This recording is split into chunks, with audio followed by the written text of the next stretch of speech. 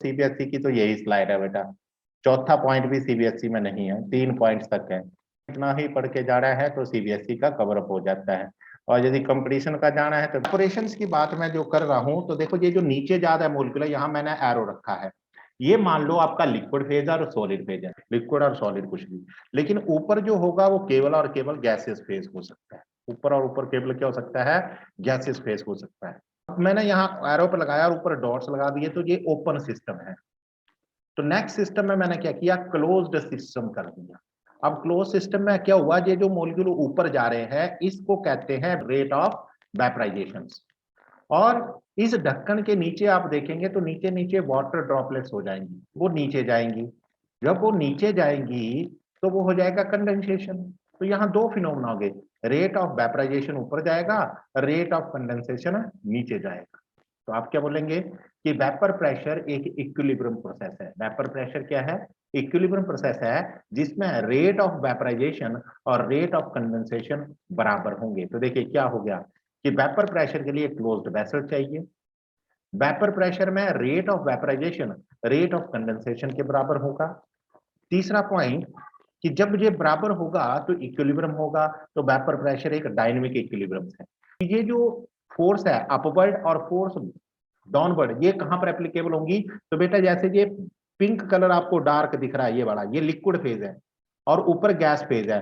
तो ये जो लिक्विड की सरफेस है यहां पर ये वेपर प्रेशर एग्जिस्ट करेगा, यानी कि यहाँ लिक्विड सरफेस और गैसियस सरफेस अलग अलग होती हैं, वहीं पर वेपर प्रेशर का इक्विलिब्रियम पॉइंट होता है यहाँ पर करके। तो आप बोल देंगे डायनेमिक इक्विलिब्रियम है और ये सरफेस फिनोमेनन है। यदि आपको अब डेफिनेशन देनी है तो ये है definition, the pressure exerted by the vapours on the surface of the liquid और solid when the rate of vaporisation is equal to the rate of condensation, तो उसे बोल देंगे वेपर प्रेशर। इस पॉइंट पे आते हैं।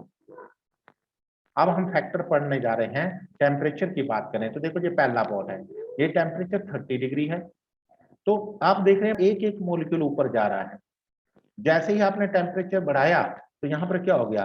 दो से ज्यादा मॉलिक्यूल ऊपर जा रहे हैं। मींस टेम्परेचर बढ़ाने से नंबर ऑफ मॉलिक्यूल भी गैसियस स्टेट में चले गए। अब गैसियस स्टेट का मतलब क्या हो गया? वेपर प्रेशर बढ़ गया। तो यहाँ एरो बता रहा है temperature increases, vapour pressure increases. ये आपके पास पॉइंट हो गया। क्लियर है?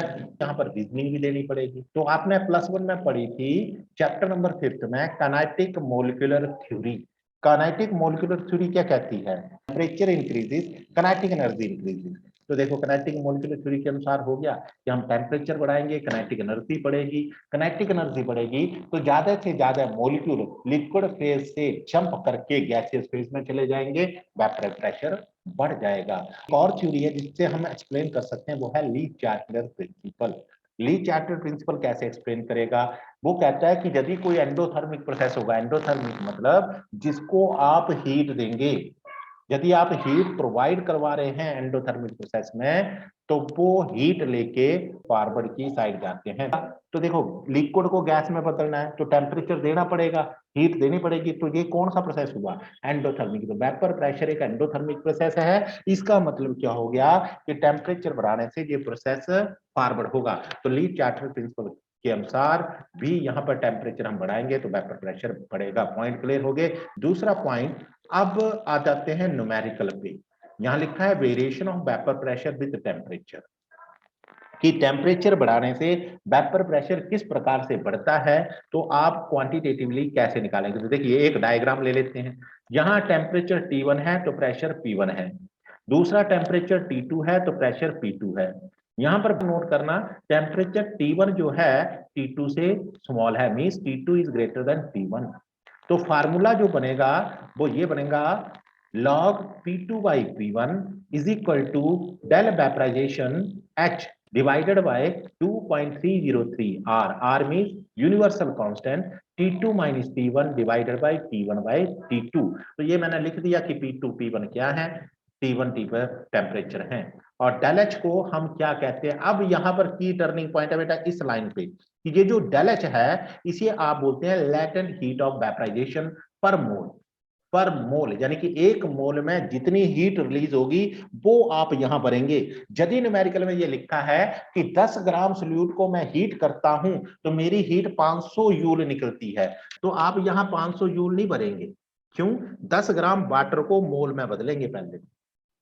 ठीक है, तो 10 ग्राम को क्या करेंगे, 18 से डिवाइड करेंगे, कुछ मोल आए, मोल के लिए 500 थी तो एक मोल के लिए कितनी थी वो यहां भरेंगे। बात समझ गए बेटा? क्या बोला मैंने बेटा? क्लियर हो गया एलएच का नेचर ऑफ लिक्विड? फिर ये दो मॉलिक्यूल हैं और इनके बीच में एक मैं बॉन्ड ले लेता हूं। देखो ये बॉन्ड है, इस बॉन्ड को तोड़ूंगा तभी तो ये मॉलिक्यूल गैस में जाएगा। यदि ये बॉन्ड स्ट्रॉन्ग है तो गैस में जाने की पॉसिबिलिटी कम है, यदि ये बॉन्ड वीक है तो गैस में ज्यादा मॉलिक्यूल जाएंगे। देखिए एक केस और ये दो केस, इसमें मॉलिक्यूल कम जा रहे हैं, इसमें ज्यादा जा रहे हैं। Stronger the intermolecular forces, lower is the vapour pressure, weaker the intermolecular forces, higher is the vapour pressure. Nature of liquid की बात क्या बोली मैंने कि मॉलिक्यूल दो प्रकार के होते हैं, पोलर और नॉन पोलर। यदि नॉन पोलर है तो उनमें वीक फोर्सेस होती हैं और वो ज्यादा वेपर प्रेशर बनाएंगे। +1 में यदि ट्रेंड देखें तो बेटा ये +1 को फोकस कर लेना। तो जो कंपाउंड आयनिक होते हैं उनमें इलेक्ट्रोस्टैटिक फोर्स होती है और वो सबसे ज्यादा स्ट्रॉन्ग इंटरमोलिकुलर फोर्सेस रखते हैं तो उनका वेपर प्रेशर कम होता है। इलेक्ट्रोस्टैटिक के बाद आता है कोवलेंट बॉन्ड, जिनमें कोवलेंट बॉन्ड होंगे वो उससे ज्यादा वेपर प्रेशर शो करेंगे। हाइड्रोजन बॉन्डिंग जो है वो उससे ज्यादा वेपर प्रेशर शो करेगी। डाइपोल डाइपोल इंटरेक्शन उससे ज्यादा है, डाइपोल इंड्यूस उससे भी ज्यादा है और लंडन फोर्सेस सबसे ज्यादा है। एडिंग नॉन वोलाटाइल सॉल्यूट, पहले बात समझिए कि नॉन वोलाटाइल क्या है। कि नॉन वोलाटाइल सॉल्यूट का मतलब होता है नॉर्मल कंडीशन पे गैसेस में नहीं जाना। तो नमक आपका नॉन वोलाटाइल सॉल्यूट है। तो देखिए अगली एक्टिविटी, ये आपका गिलास में पानी है, पानी को जब गर्म करूंगा तो शायद ऐसे बात निकलेगी जो आपके सामने पिक्चर है। और ये जो बीच में देखो पानी के बीच में आपको नीला कलर और हरा कलर नजर आ रहा है, ये आपका NaCl है। नीला छोटी बॉल है, मान लो सोडियम है, और हरी Cl बॉल है तो मान लो क्लोराइड है। तो देखो इसमें सोडियम क्लोराइड डाल दिया। जैसे इसमें सोडियम क्लोराइड डाला तो सरफेस एरिया कम हुआ बेटा। सरफेस एरिया कम हुआ तो कम मॉलिक्यूल जो हैं वो गैसियस स्टेट में गए, तो यहां पर वेपर प्रेशर कम हुआ। स्टार्टिंग में बोला था कि वेपर प्रेशर सरफेस एरिया पे डिपेंड ही नहीं करता। कोई बात नहीं, बाद में बात करेंगे, मतलब क्लास ले रहे हैं। ठीक है, तो आप क्या बोलेंगे बेटा कि सरफेस एरिया कम हो सरफेस एरिया ज्यादा हो, वेपर प्रेशर पे तो फर्क नहीं पड़ता सरफेस एरिया का। अभी तो आपने ऐसे पढ़ाया, अब आप कह रहे हैं कि सरफेस एरिया कम हो गया तो वेपर प्रेशर कम हो गया। तो बेटा यहां देखना, जब आप सोचिए यहां पर फिनोमेना वेपर प्रेशर का नहीं है, इवेपोरेशन हो रहा है, यानी कि लिक्विड कहां जा रहे हैं, गैसियस स्टेट में। लिक्विड कहां जा रहे हैं, गैसियस स्टेट में, लेकिन इक्विलिब्रियम नहीं आया है, तब तक इवेपोरेशन हो रहा है। तो इवेपोरेशन तो सरफेस एरिया पे डिपेंड करता है, तो सरफेस एरिया कम तो इवेपोरेशन कम, और इवेपोरेशन कम तो वेपर प्रेशर का इक्विलिब्रियम मेंटेन होने में ज्यादा टाइम लगेगा, तो वेपर प्रेशर कम हो गया। तो यहां पर आप याद रखना, इस लॉ को कहते हैं बैबोज लॉ। तो जब भी आपको क्वेश्चन आए the vapour pressure of solution containing the non volatile solute, वो हमेशा लेस देन होगा प्योर सॉल्युबिलिटी, यानी कि ये सॉल्यूशन है इसका वेपर प्रेशर इससे कम है। और ये कौन सा लॉ है, बैबोज लॉ, जो कहता है कि सॉल्यूट को डालने से सरफेस एरिया कम होता है तो इवेपोरेशन कम होती है, तो वेपर प्रेशर भी कम होता है। अब आ जाते हैं नेक्स्ट पॉइंट पे, प्योरिटी ऑफ लिक्विड। और प्योरिटी ऑफ लिक्विड कुछ नहीं है, यही फिनोमेना है। देखो प्योरिटी ऑफ लिक्विड, सॉल्वेंट ले लिया तो सॉल्वेंट क्या था, प्योर था, और ये क्या है, इम्प्योर, सॉल्यूशन इम्प्योर होते हैं। तो आप क्या बोलेंगे, जो प्योर सॉल्वेंट होगा उसका वेपर प्रेशर ज्यादा होगा। ये भी कौन एक्सप्लेन करता है, बैबोज लॉ, ये वाला। तो आप इसको देख ले कि प्योरिटी पे कोई फर्क पड़ता। अब आ जाते हैं सरफेस एरिया, जो अभी पढ़ाया था। देखो लिक्विड 25 डिग्री पे पानी एक छोटी सी टेस्ट ट्यूब में डाला है और एक बड़े से पोर्ट में डाला है, तो 25 डिग्री पे वाटर का वेपर प्रेशर 23.8 है। देखो सरफेस एरिया पे डिपेंड नहीं करता है। अब ये भी पॉइंट बता दिया, रीजन क्या है, ये कैसे एक्सप्लेन करेंगे, ये समझने के लिए आ जाते हैं वेपर प्रेशर की डेफिनेशन पे। इक्विलिब्रियम है किसके बीच में, रेट ऑफ इवेपोरेशन और रेट ऑफ कंडेंसेशन। और रेट ऑफ कंडेंसेशन किस पे डिपेंड करती है, बोले सरफेस एरिया पे। रेट ऑफ कंडेंसेशन इवेपोरेशन किस पे डिपेंड करती है, सरफेस एरिया पे। देखो दोनों ही सरफेस एरिया पे डिपेंड कर रही है और दोनों ही अपोजिट है। एक कहती है लेफ्ट जाना है तो दूसरा कहता है राइट जाना है, तो दोनों का नेट रिजल्टेंट क्या हुआ, जीरो। तो नेट रिजल्टेंट जीरो होने के कारण वेपर प्रेशर सरफेस एरिया पे डिपेंड ही नहीं करता है, क्योंकि नीचे लिख दिया स्केलिंग फैक्टर दोनों के सेम है, मींस दोनों ही सरफेस एरिया पे डिपेंड करती है। एक बोलती है लेफ्ट साइड, एक बोलती है राइट साइड, एक प्लस मान लो, एक माइनस मान लो, प्लस माइनस जीरो हो गया। तो vapour pressure independent of the surface area. Last point आज का वॉल्यूम। तो यहां रखना, वॉल्यूम जितना भी हो कोई इफेक्ट नहीं पड़ता है, बॉइलिंग पॉइंट वाटर का उतना ही रहेगा 100 डिग्री। और बॉइलिंग पॉइंट तभी आता है जब rate of vaporisation is equal to rate of atmospheric pressure हो।